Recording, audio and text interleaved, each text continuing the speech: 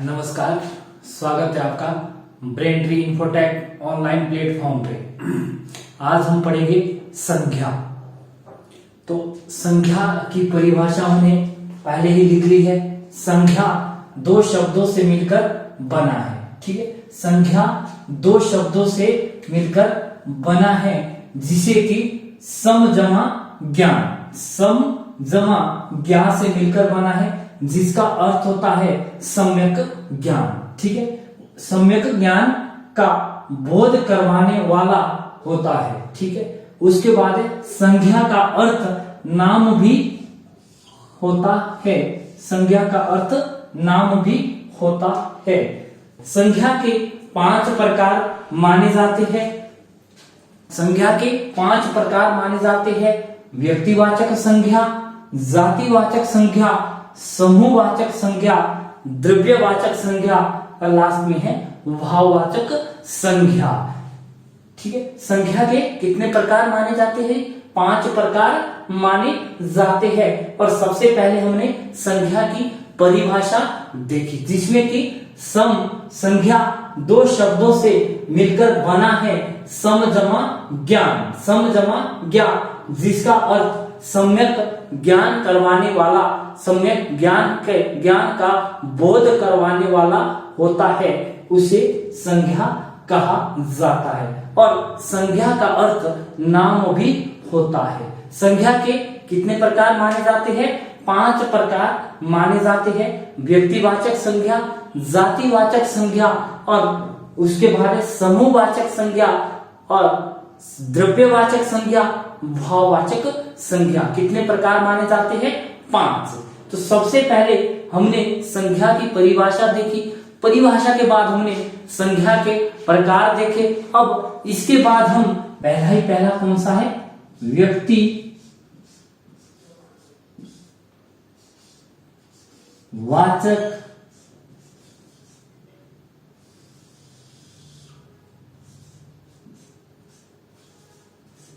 संज्ञा। अब व्यक्तिवाचक संज्ञा की हम परिभाषा देखेंगे। किसी प्राणी, वस्तु या फिर स्थान के नाम का जो बोध करवाती है, उसे क्या कहा जाता है? व्यक्तिवाचक संज्ञा कहा जाता है। पहला हमने पॉइंट लिखा था, व्यक्तिवाचक संज्ञा। और व्यक्तिवाचक संज्ञा किसे बोलते हैं? जो किसी प्राणी, वस्तु या स्थान के नाम का बोध करवाती है, उसे व्यक्तिवाचक संज्ञा कहा जाता है। जैसे कि उदाहरण हम देंगे। अब आपसे राम,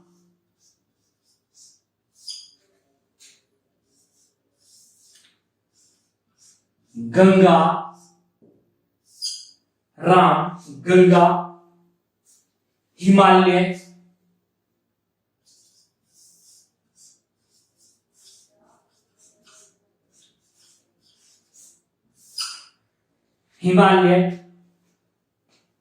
अरावली,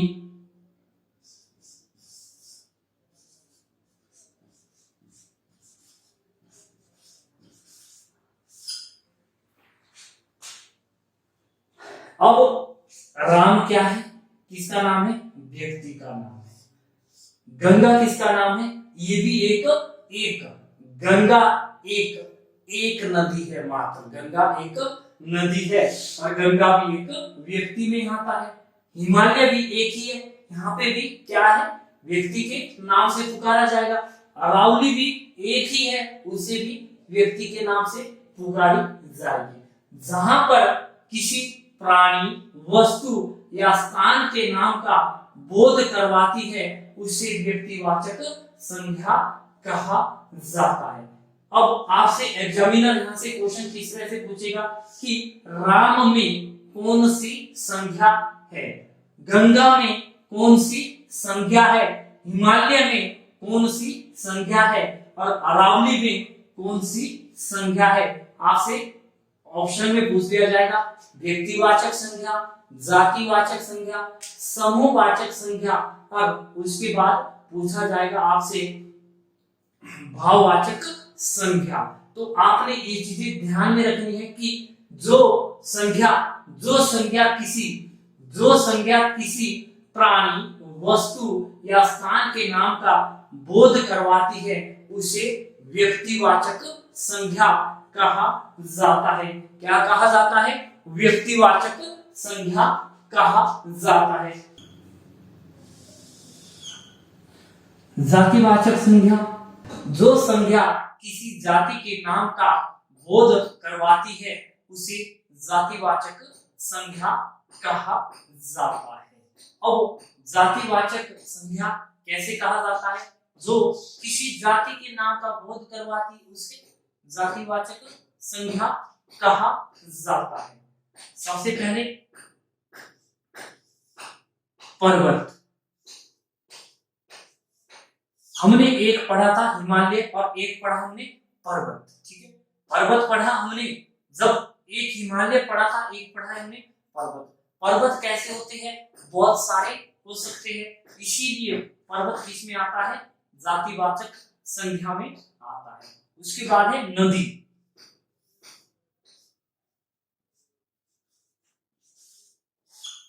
नदी,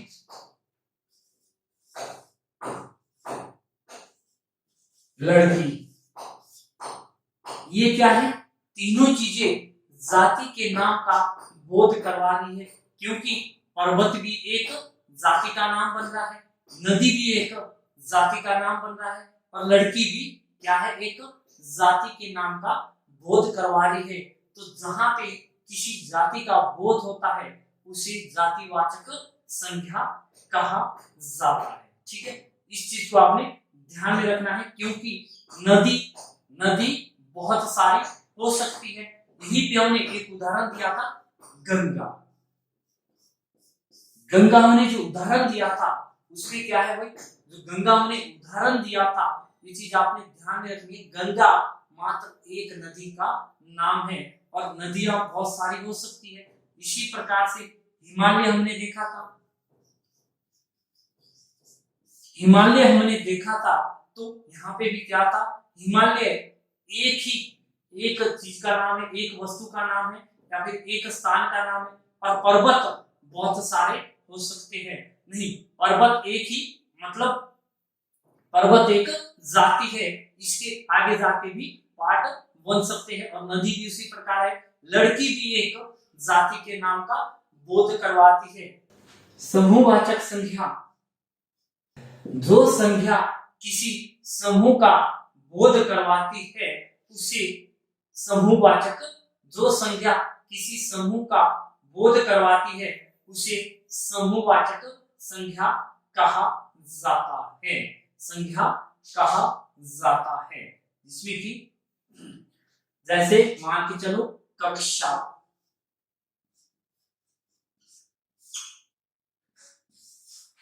टीम, कक्षा, टीम,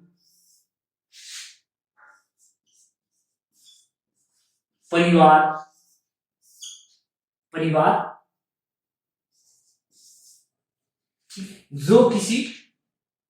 जो संज्ञा किसी समूह का बोध करवाती है उसे समूहवाचक संज्ञा कहा जाता है। जैसे कक्षा, टीम, परिवार, सेना। अब आपसे क्वेश्चन किस प्रकार पूछा जाएगा कि परिवार में कौन सी संज्ञा है?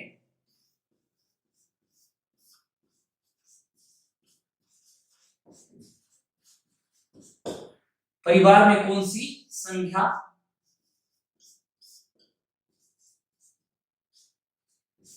है? आपसे इस प्रकार से क्वेश्चन पूछा जाएगा और आगे आपको ऑप्शन में दिया जाएगा व्यक्तिवाचक संज्ञा, भाववाचक संज्ञा, जातिवाचक संज्ञा, समूहवाचक संज्ञा, या फिर उसके बाद इसमें से कोई नहीं। आपने ध्यान देना है, जो किसी समूह के नाम का बोध करवाती है उसे समूहवाचक संज्ञा कहा जाता है।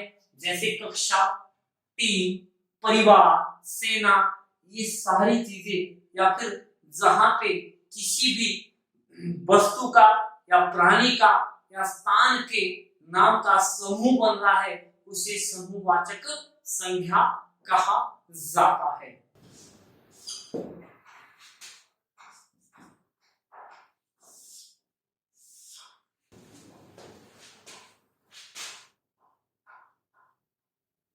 जो संख्या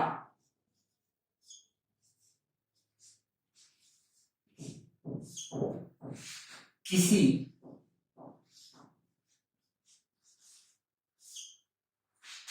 नाप तोल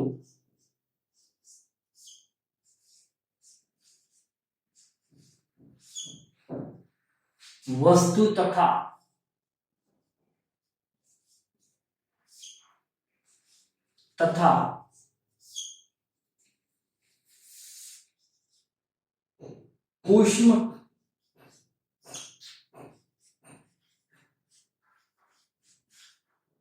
ऊष्म पदार्थ की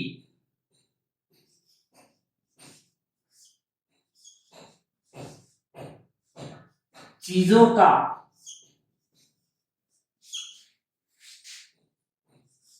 बोध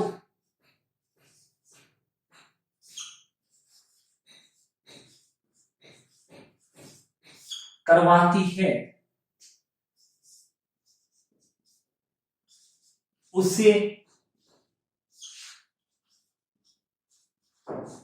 द्रव्यवाचक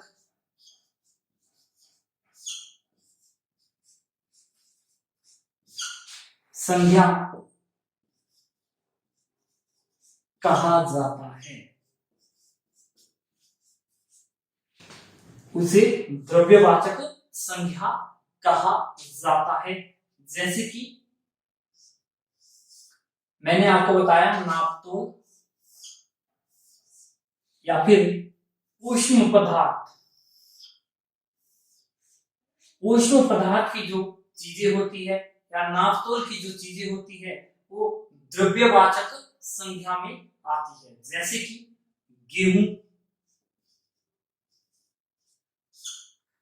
गेहूं, सोना,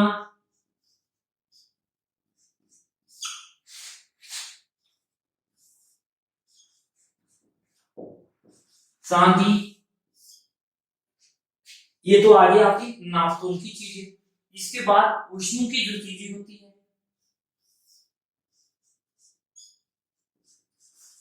पानी,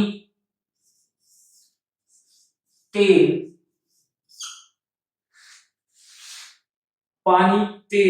कार्बन डाइऑक्साइड वगैरह, ये सारी इसी में आती है। पेट्रोल वगैरह, ये सारी किसमें आएगी?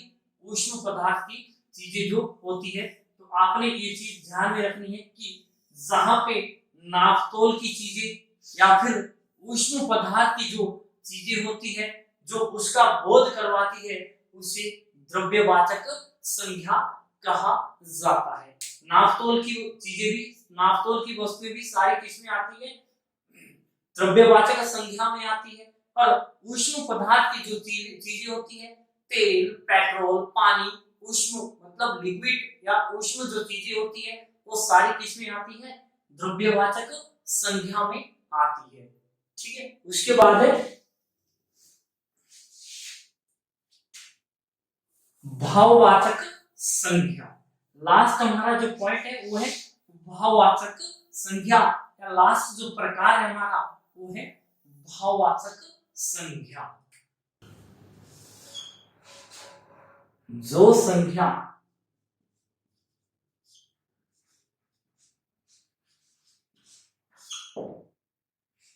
किसी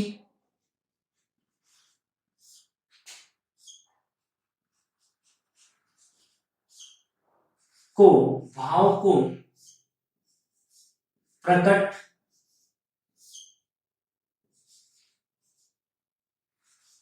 करती है, उसे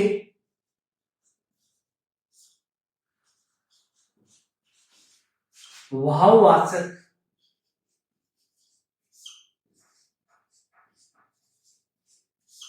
संज्ञा कहा जाता है।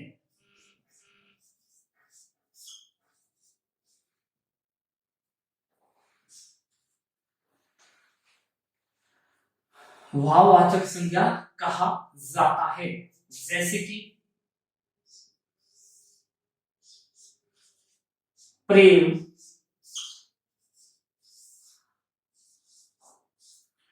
घृणा,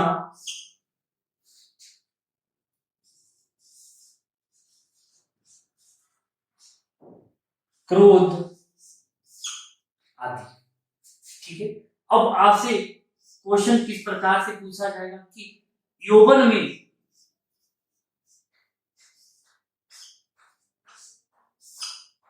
में कौन सी संख्या है? यौवन,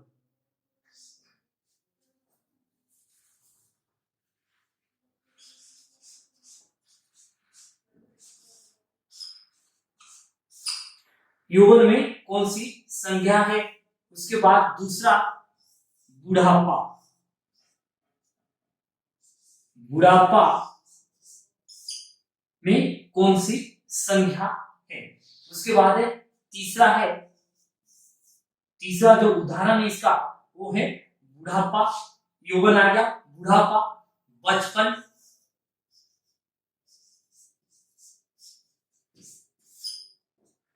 बचपन में कौन सी संख्या है? ठीक है।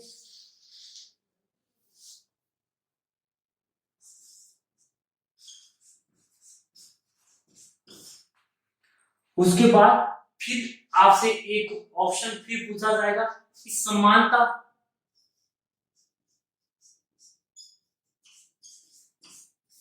समानता में कौन सी संज्ञा है? तो समानता भी किसमें आता है?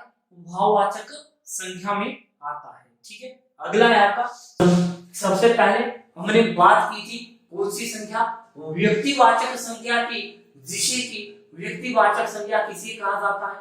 जो किसी नाम, वस्तु या स्थान का बोध करवाती है उसे व्यक्तिवाचक संख्या कहा जाता है। फिर दूसरी हमने बात की थी जातिवाचक संख्या की, जो कि जातिवाचक संख्या किसे कहा जाता है? जो किसी जाति के नाम का बोध करवाती है उसे जातिवाचक संज्ञा कहा जाता है। और उसके बाद समूहवाचक संज्ञा, जो किसी समूह का बोध करवाती है उसे समूहवाचक संज्ञा कहा जाता है। उसके बाद हमने बात की थी द्रव्यवाचक संज्ञा की। द्रव्यवाचक संज्ञा किसे कहा जाता है? द्रव्यवाचक संज्ञा जहां पे नाप तोल की चीजें या ऊष्म पदार्थ की चीजों के विषय में बात की जाती है उसे द्रव्यवाचक संज्ञा कहा जाता है। लास्ट में हमने बात की थी भाववाचक संज्ञा की। भाववाचक संज्ञा किसे कहा जाता है? वही भाववाचक संज्ञा जिसमें कोई भाव प्रकट हो रहा है, जैसे प्रेम, घृणा, दुख, सुख, ये सारी चीजें किसमें आती है? भाववाचक संख्या में आती है।